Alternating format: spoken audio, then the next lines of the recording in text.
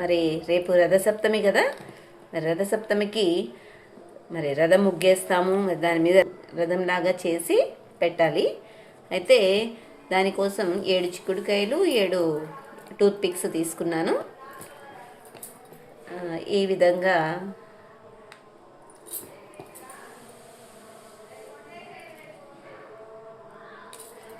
అది గింజ దగ్గర పెట్టుకుంటే మనకి గట్టిగా ఉంటుందండి. ఇలా ఒకవైపు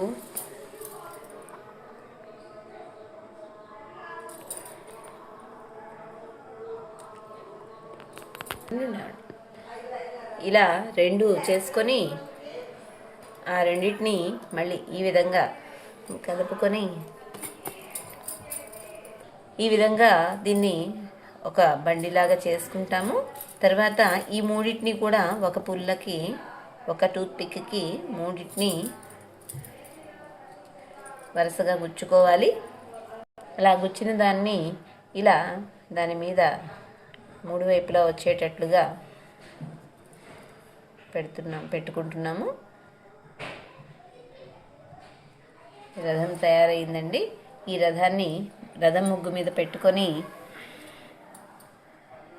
పెట్టి సూర్య నమస్కారం 7 ఆకులతో 7 తమలపాకులు పెట్టి మరి మనం చేసినటువంటి పొంగలి మరి పిడకలు కొట్టుకున్నాం కదండి ఇంతకుముందు. ఆ పిడకలతో పొంగల్ చేసి 7 తమలపాకులు ఆ రథం ముందు పెట్టి